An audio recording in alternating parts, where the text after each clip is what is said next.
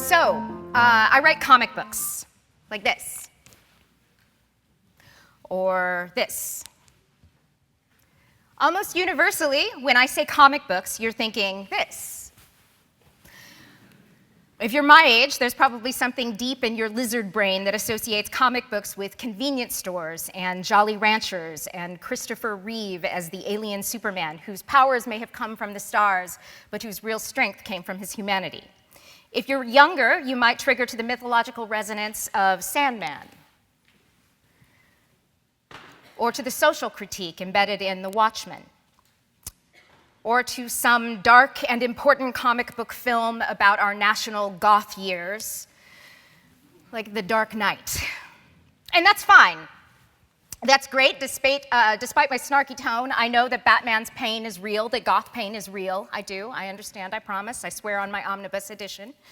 But there is a thing that I have noticed, a thing I saw happen in a fancy Hollywood meeting that I was in recently, when someone started to say, she wanted to make reference to my comic books, but she stopped herself, apologized, course corrected, and said, graphic novels.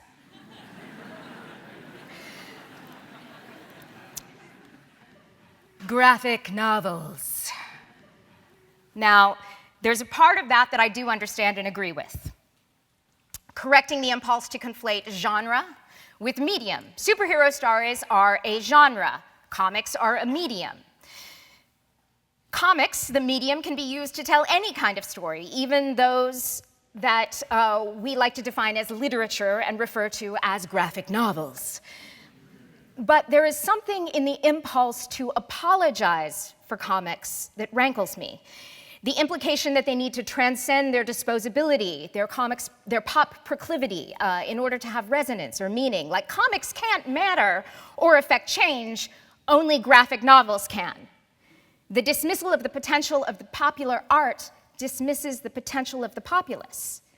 And it ignores our history. It ignores the power of the tract, the pamphlet, the broadsheet. Ignores the fact that when the CIA wants to teach the Contras how to overthrow their government, they make them comic books. When you want to start the Spanish-American War, you send in the Yellow Boy. There's something about this that is also a selfish concern of mine, because precisely what that impulse seeks to deny about comics is the very thing about them that I find so liberating. It's very similar to the way that I have to write in a crappy little spiral notebook. I can't use one of those fancy notebooks because I just get paralyzed by that. If I'm using the same notebook that Hemingway used, I need to write the way that Hemingway writes, or at least be that disciplined, and I'm not. But if I'm writing in the same spiral notebook that I used when I was 8, I can manage that. So when I was approached for this speaking engagement, because of the kind of comic books that I make, the suggested topic was this: how to make art that causes positive social change. And I was paralyzed. This is the speaking topic equivalent of one of those fancy Hemingway notebooks. I was flattered, but paralyzed, particularly as it was driven home to me that these talks are intended to have a practical thrust, less inspiration, more perspiration, some how-to points and action items that creative professionals such as yourselves can take home and employ in your own work to create specific outcomes. If I was being asked to teach in 20 minutes how to make art that causes positive social change, I would first need to be operating from the assumption that I know how to make art at all, let alone art that causes positive social change. And that assumption would make my head explode. For one thing, that way of working, that results-oriented, reverse-engineered, that kind of thing runs exactly counter to the way I work and the only way I'm able to work. And more importantly, I knew that if I knew how to make art that causes positive social change, believe me, I would have done it before coffee this morning. I would have eradicated racism and sexism and homophobia, and while I was at it, decreed that every single movie out this summer would have had a hell-raising, heart-pumping AC/DC score. But I don't know how to do that. And so I can't teach you. But I am in a business that is overwhelmingly dominated by superheroes. And superheroes are in the business of hope. And as the first woman writer of an ongoing Avengers title, I know that heroes, even the really gothy ones, don't limit themselves to fights they know they can win. So I started to try and think of what I, as an intersectional white feminist comic book writer, was qualified to teach. And this is what I came up with.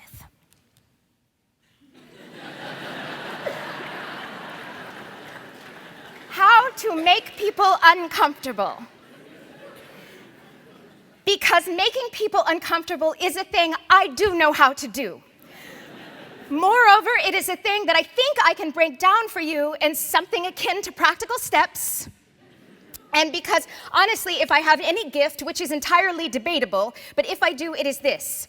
I am able to make people uncomfortable and make a living at it. So, here are, on my crappy notebook piece of paper, 5 steps to becoming a professional discomfort provider that I recommend. Now, I hasten to add that these are not the only ways to make people uncomfortable, but they are the ways that have worked for me, so I recommend them. So, number 1, lead with your heart.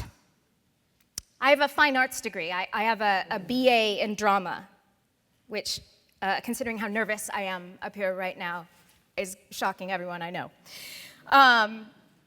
But I was once given an acting exercise that I've never quite been able to shake. I was taught to analyze character based on what part of the body that character led with. So the exercise is literal. You take a character's personality thrust, you translate it to a body part, and then you adapt your stride to lead with that body part. So a headstrong character, right, leads with their head. And a character who leads with their heart leads like this. A beautiful woman might lead with her face, a proud woman like that. There have been times in my life when I've been hell-bent on leading with my jaw. Times, a lot recently, when I have led with my middle finger.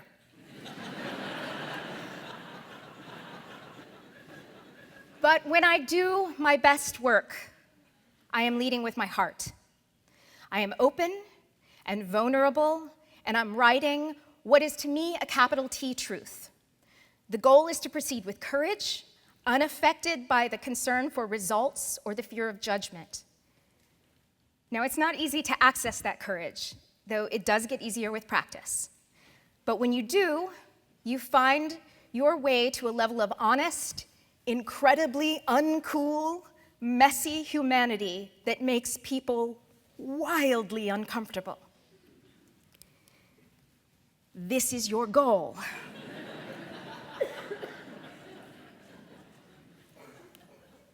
Number 2, find your people. I believe that the point of art, even and especially cheap, disposable, pulpy art like comics, which, by the way, I should hasten to add, I believe occupies the same part of the aforementioned lizard brain as melodrama, myth, and commedia dell'arte, and dates back as far as the cave paintings of Lascaux. I believe the point of art and fiction is to connect us to ourselves and to other people. It is to foster empathy by demonstrating that we are, none of us, particularly unique or singular in our experience of the world. Art can make that a balm.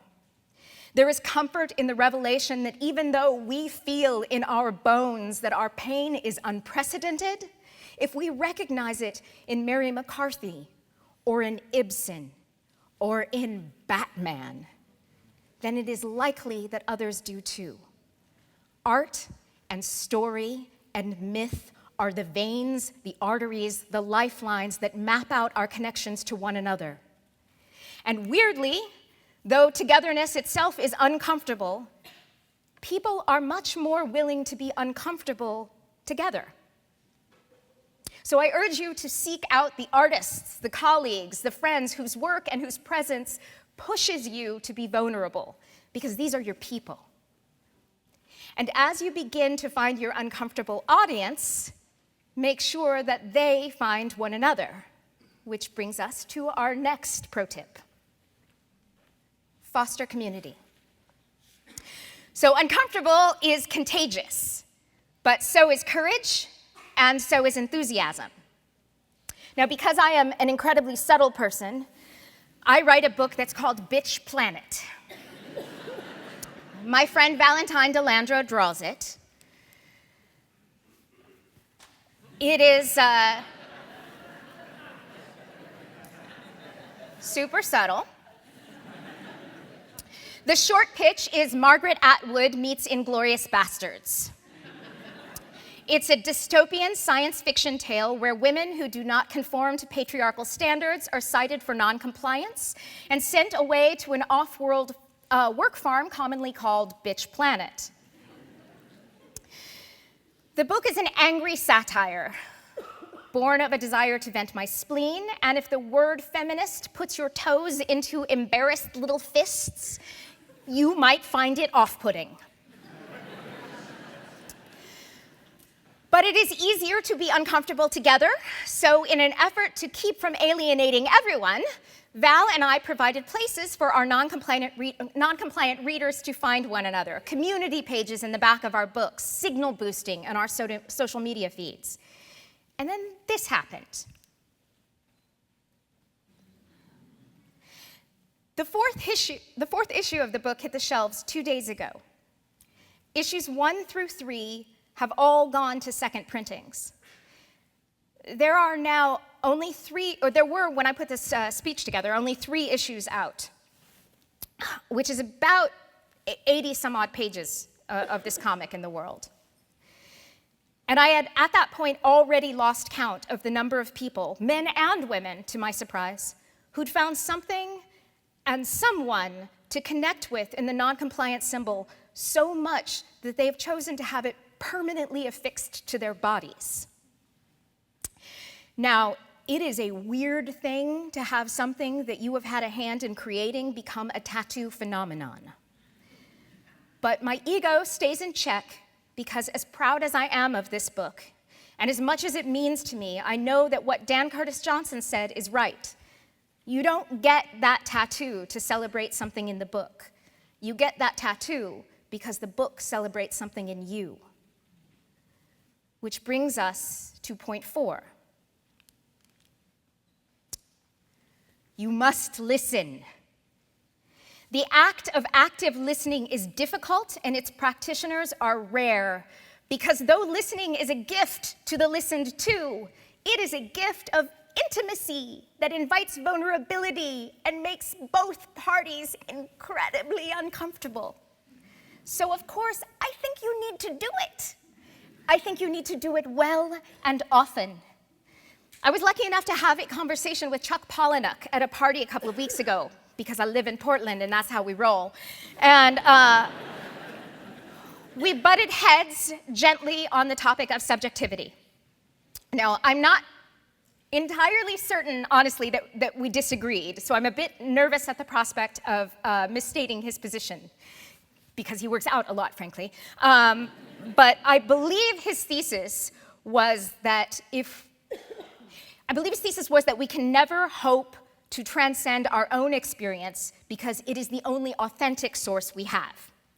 Everything we use, we filter through our own experience or imagination, and we can never truly see through the eyes of another person. And while, yes, that is indisputably true, just as it is indisputably true that we both enter the world and leave it alone, I also believe that as creators, it is our job to try and transcend ourselves in the meantime. As the people who make the maps that illustrate our connections, we have a calling to attempt to both embrace and rise above our own experience, to listen with our whole hearts and imagine how the world must look from another perspective. And as I said, I am not certain that Chuck and I actually disagreed, because he does write many, many books whose protagonists are not ornery genius Portlanders. So, don't come after me, Chuck.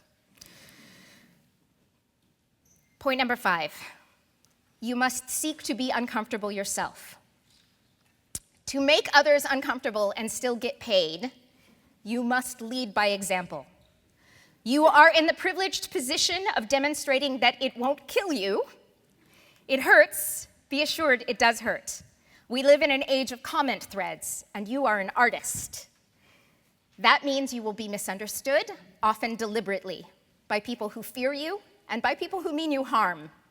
And they will put words in your mouth, and when it's not their mistake, it will be yours.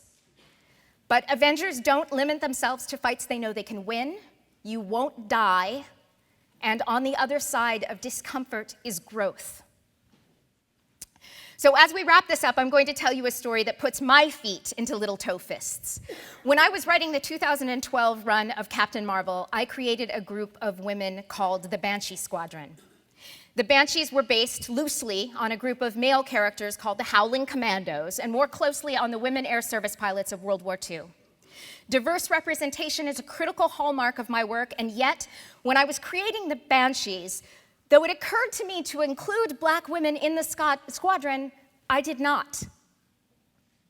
I knew the history of the real WASPs, and I knew that Jackie Cochran had turned down the Black women who applied, and so I, a liberal, leftist, intersectional feminist, given the opportunity to rewrite history in a storyline that was all about rewriting history, I repeated Jackie Cochran's crime. Now, I can't explain that. I would love to excuse it with something about historical accuracy, but the same storyline featured WASPs who were clearly trained for combat when WASPs were not trained for combat, and who were fighting giant robots, which, it may surprise you to learn, is not based on actual events. So somewhere in my programming, it was more believable and more comfortable to buy into giant robots rising from the ocean floor than to confront the politics of race. It embarrasses me to tell you this. Every time I tell this story, I am ashamed. I am uncomfortable, and I have to fight the urge to excuse and spin and scream, I am not a racist. But maybe part of not being a racist involves acknowledging that I come from a position of privilege in a culture that is historically racist, and I don't get to not be a racist without rigorous self-examination and correction on my part. This is important. Doing the right thing is not a passive act. You do not get to be a good guy just because you figure you're not a bad guy. You follow? I am not a mutant, not a superhero. I hate being uncomfortable. I hate it every time. But I am better for it. My work is better for it. And if I had to boil my job down as an artist to define exactly what it is that I am paid to do, it would probably be this: to be uncomfortable and to make you uncomfortable too. So I hope I have done that. And I hope it serves you as well as it has me. Thank you.